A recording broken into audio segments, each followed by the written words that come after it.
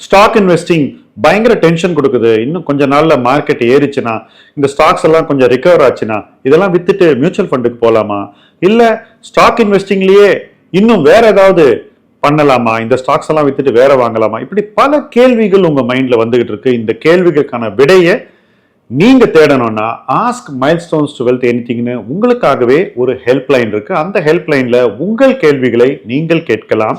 அதுக்கான லிங்க் இங்க இருக்கு.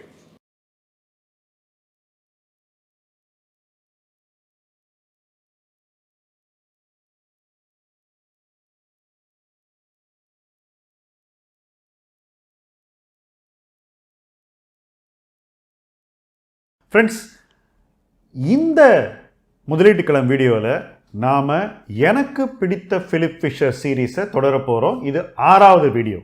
இன்றைக்கி நம்ம பேச போகிறது நிறுவனத்தினுடைய காஸ்ட் கண்ட்ரோல்ஸ், தனித்துவம், அதே போல் அந்த நிறுவனத்தினுடைய ஃப்யூச்சரை பற்றின ஒரு தெளிவு, இந்த 3 விஷயத்தை பற்றியும் நம்ம பேச போகிறோம். ஃபஸ்ட்டு, ஒரே தொழிலில் 2 கம்பெனி இருக்குன்னு வச்சுப்போம். 2 கம்பெனிக்கும் ஒரே மதிப்பு கிடைக்கணுமா அப்படின்ற கேள்விக்கு வரும். கூடாது என்பதுதான் என்னுடைய ஃபஸ்ட்டு பாயிண்ட். ஏன்னு சொல்கிறேன், ஒரு இண்டஸ்ட்ரியில் 2 கம்பெனி இருந்தாக்கா 2 கம்பெனியும் ஒரே லெவல் எஃபிஷியன்சியோட ஆப்ரேட் பண்ண வேண்டிய அவசியம் இல்லை. உதாரணத்துக்கு சிமெண்ட் எடுத்துக்குவோம். சவுத்தில் எத்தனையோ கம்பெனி இருக்குது. ஆனால் மெட்ராஸ் சிமெண்ட் என்று சொல்லக்கூடிய நிறுவனம், இப்பொழுது ராம்கோ சிமெண்ட் என்று நம்மால் அழைக்கப்படுகின்ற அந்த நிறுவனம் தனித்துவம் வாய்ந்த ஒரு நிறுவனம். ஏன் அப்படின்ற காரணத்தை நான் சொல்கிறேன். கிட்டத்தட்ட 30 வருஷமாக அந்த கம்பெனி தன்னுடைய காஸ்ட் அனாலிசிஸை பக்காவாக பண்ணி காஸ்ட் கண்ட்ரோலை இம்ப்ரூவ் பண்ணிக்கிட்டே வராங்க. ஒவ்வொரு காலகட்டத்திலையும் மார்க்கெட் இவால்வ் ஆகிறதுக்கு முன்னாடியே அந்த கம்பெனி ஒரு காஸ்ட் லீடராக தன்னை முதன்மைப்படுத்தி கொள்ளும். எல்லாரும் செய்யறதுக்கு முன்னாடி அவங்க காஸ்ட்டை குறைச்சிருவாங்க. அப்போ என்ன ஆகுது, எல்லாரும் அதே லெவல் எஃபிஷியன்சிக்கு வரும்போது இவர்களுடைய லாபம் மற்றவர்களை விட வெகுவாக அதிகமாக அமைகிறது. ஒரு காஸ்ட் வாரியராக இருக்கிறதுல இது மிகப்பெரிய அட்வான்டேஜ். ஆட்டோ ஆன்சிலரி எத்தனையோ கம்பெனிஸ் இருக்கு. ஆனால் MM ஃபோர்ஜிங் மாதிரி ஒரு மார்ஜின் பண்ணக்கூடிய ஒரு கம்பெனி அப்படின்னு பார்த்தீங்கன்னா ரொம்ப குறைவு. இதற்கு காரணம் அவங்க பிஸ்னஸை அவங்க அமைத்து கொண்ட விதம், என்ன மாதிரி ஒரு ஆர்கிடெக்சர் இருந்தால் அந்த பிஸ்னஸில் லோ காஸ்ட் ஸ்ட்ரக்சரை மெயின்டைன் பண்ணி நல்ல ரியலைசேஷனை பண்ணி அந்த மாதிரியான ஒரு பிஸ்னஸை எப்படி வளர்ப்பது என்ற அந்த ஒரு நோக்கம். இது ஒரு தொலைநோக்கு பார்வையின் வெளிப்பாடு அப்படிங்கிறத முதல்ல நம்ம உணரணும். எல்லா கம்பெனிஸ்க்கும் இந்த தொலைநோக்கு பார்வை இருக்காது. சில நிறுவனங்கள் மட்டுமே தங்களை ஒரு காஸ்ட் வாரியராக, இண்டஸ்ட்ரி வைடு காஸ்ட் லீடராக பார்க்கும். அந்த பார்வை என்ன செய்யும்னாக்கா, எல்லா நேரங்களையும் அந்த இடத்தை தக்க வைக்கிறதுக்கு அந்த நிறுவனத்தின் மேலாண்மை உழைக்கும். கான்ஸ்டன்ட்டாக மேனேஜ்மெண்ட் அந்த ஒரு அப்செஷன்லேயே இருப்பாங்க. எப்படி காஸ்ட்டை கண்ட்ரோல் பண்ணலாம், எந்த காஸ்ட் கூடுது, எந்த காஸ்ட்டை குறைக்கலாம் அப்படின்ற அந்த ஒரு ஃபோக்கஸ் இருக்கும்போது கூடுகிற காஸ்ட்டை எப்படி குறைக்கணும்னு போராடுவாங்க.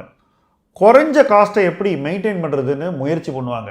ஒருவேளை அவங்க சக்திக்கு மேலே அந்த விஷயம் இருந்தால் கூட அதை எப்படி கட்டுப்படுத்துவது அல்லது ரொம்ப பாதிப்பு ஏற்படுத்தாத வண்ணம் எப்படி வேற இடத்துல காம்பன்சேட் பண்ணுறதுன்னு அவங்க பார்ப்பாங்க. இந்த ஒரு காஸ்ட் அனாலிசிஸ் அண்ட் கண்ட்ரோல் இருக்கக்கூடிய நிறுவனங்கள் வளர்ச்சி அடையும் போது அவங்களுடைய லாப வளர்ச்சி எல்லாரோட அதிகமாக இருக்கும். ஸோ ஒரே இண்டஸ்ட்ரியில் இருந்தால் கூட, ஒரே growth இருந்தால் கூட, யாருக்கு இந்த காஸ்ட் அனாலிசிஸ் அண்ட் கண்ட்ரோல் பெட்டராக இருக்கோ அந்த கம்பெனிக்கு பெட்டர் ஸ்டாக் ப்ரைஸ் அப்ரிசியேஷன் கிடைக்கும்ன்றது மறுக்க முடியாது. அதுதான் வரலாறு, அதுதான் எதிர்காலமும். ஸோ யாருக்கு இந்த மாதிரி காஸ்ட் அனாலிசிஸ் இருக்கோ அவங்க அடுத்தது என்ன பண்ணுவாங்கன்னா, அவங்களுடைய அக்கௌண்டிங் கண்ட்ரோலையும் அதே லெவலில் வச்சுப்பாங்க. ஒரு சின்ன உதாரணம் சொல்கிறேன். ஃப்ரைட் காஸ்ட் டெய்லி என்ன இருக்குது, அதே போல் ஒரு டன் ப்ரொடக்ஷனுக்கு எவ்வளவு எனர்ஜி காஸ்ட் இருக்குது, அதே போல் raw material cost as a percentage of production daily எப்படி மூவ் ஆகுதுன்றலாம் சொல்லக்கூடிய நிறுவனங்கள் இருக்கின்றன. ஆனால் காலாண்டு ரிசல்ட்டை போட்டதுக்கு அப்புறம் தான் அந்த காஸ்ட் என்ன அப்படின்னு தெரிஞ்சுக்கக்கூடிய நிறுவனங்களும் எல்லா துறைகளிலும் இருக்கின்றன.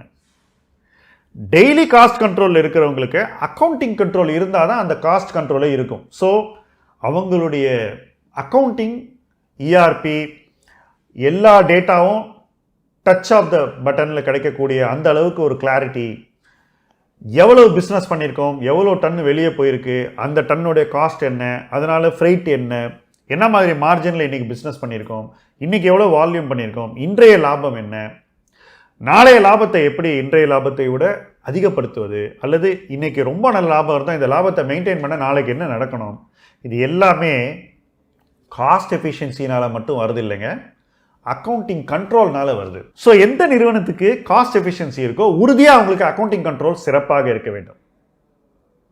அது அப்படியே ரிவர்ஸ் பண்ணாக்கா, எந்த நிறுவனத்துக்கு மிகச்சிறந்த அக்கௌண்டிங் கண்ட்ரோல்ஸ் இருக்கோ அந்த நிறுவனத்தினால மட்டும்தான் காஸ்ட் எஃபிஷியன்சியை அட்டைன் பண்ண முடியும். இது பிலிப் ஃபிஷருக்கு ரொம்ப பிடிச்ச ஒரு ஆஸ்பெக்ட்.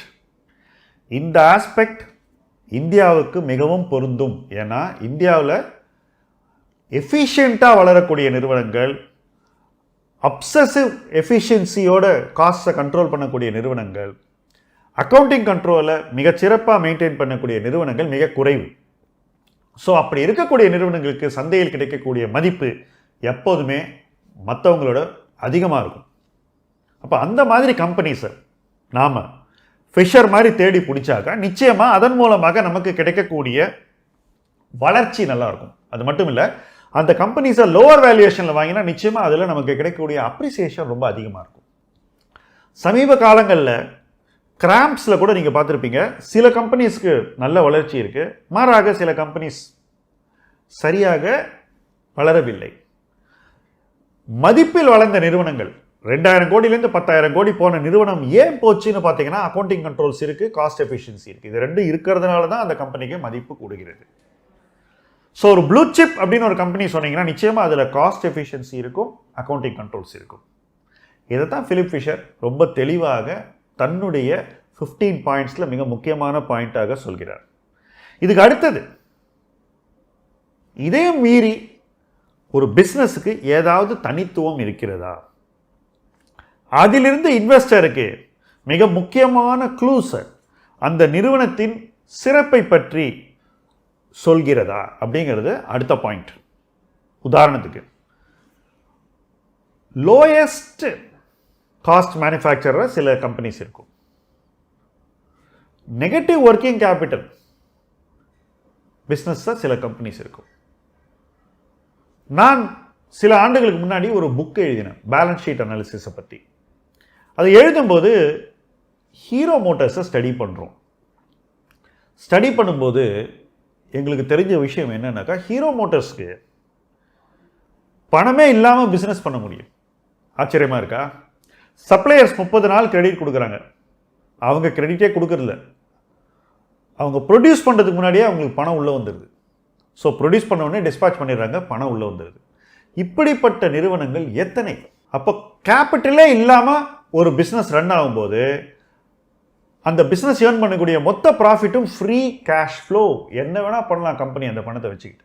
டிவிடெண்ட் கொடுக்கலாம், பைபேக் பண்ணலாம், வேறு பிஸ்னஸில் இன்வெஸ்ட் பண்ணலாம், ஆப்ஷன்ஸ் நிறைய.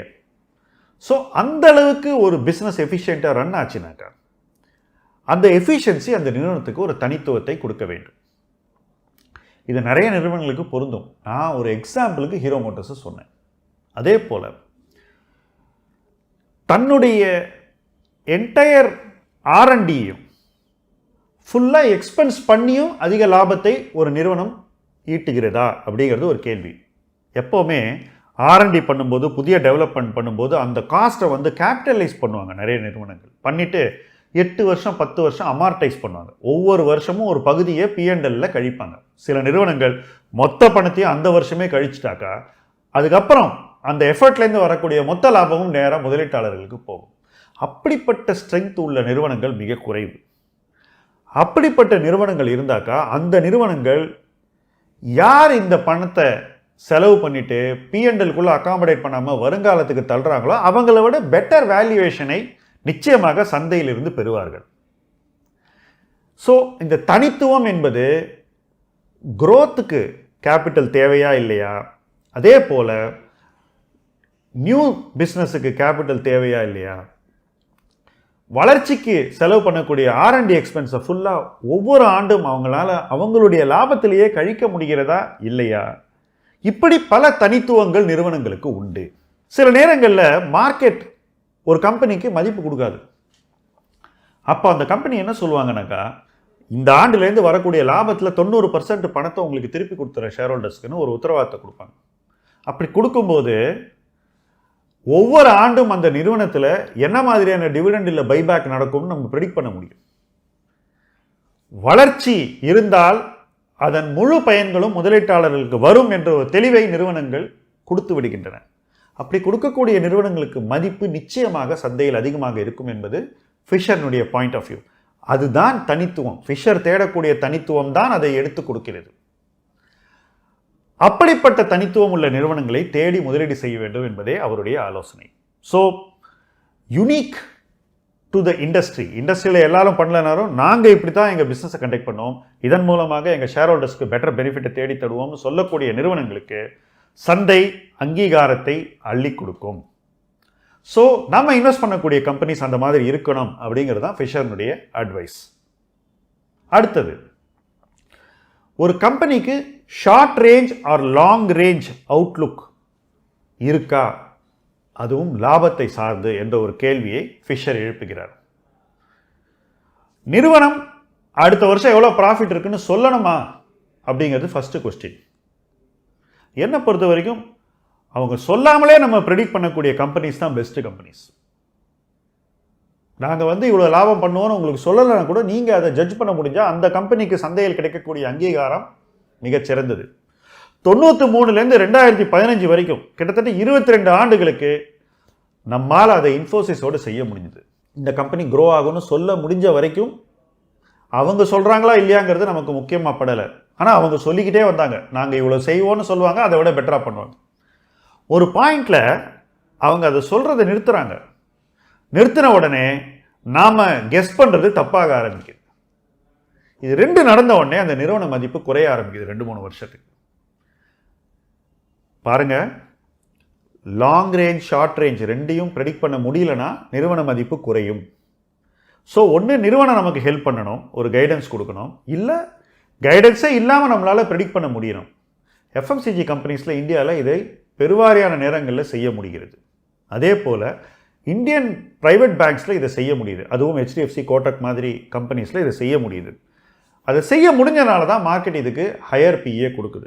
ஸோ எது வரைக்கும் நம்மளால் நிறுவனத்தினுடைய லாபத்தை ஷார்ட் ரேஞ்சிலையும் லாங் ரேஞ்சிலையும் ப்ரெடிக்ட் பண்ண முடியுதோ, நிறுவனம் உதவியோடோ அல்லது இல்லாமலோ, அது வரைக்கும் நிறுவனங்களின் மதிப்பு அதிகமாக இருக்கும். ஃபிஷர் சொல்கிறாரு, எங்கே உங்களால் ப்ரெடிக்ட் பண்ண முடியுதோ, எங்கே உங்களுக்கு விசிபிலிட்டி இருக்கோ அந்த மாதிரி கம்பெனிஸில் இன்வெஸ்ட் பண்ணுங்க அப்படின்னு சொல்கிறாரு. சுருக்கமாக சொன்னால் உங்கள் முதலீட்டை எளிமைப்படுத்தி கொள்ள சொல்கிறார். அவ்வளவு எளிமையாக புரிந்து கொள்ளக்கூடிய நிறுவனங்களை நீங்கள் முதலீடு செய்தால் நிச்சயமாக உங்கள் முதலீட்டு பயணம் ஒரு ஸ்மூத் அண்ட் ஹார்மோனியஸ் ஜேர்னியாக இருக்கும் அப்படிங்கிறது அவருடைய ஆலோசனை. நிச்சயமாக அது அனுபவ ரீதியாக நம்ம உணர்ந்த ஒரு விஷயமும் கூட. இதை புரிந்து கொண்டு முதலீடு செய்தால் பிலிப் ஃபிஷர் சொல்லக்கூடிய விஷயங்களை நாம் பிராக்டிஸ் பண்ணி அதன் மூலமாக நம்முடைய முதலீட்டை வெற்றியடைய செய்து கூலாகவும் பயணிக்க முடியும். அந்த பயணத்தில் இணைந்து பயணிப்போம். முதலீட்டு களம் உங்கள் களம். நன்றி.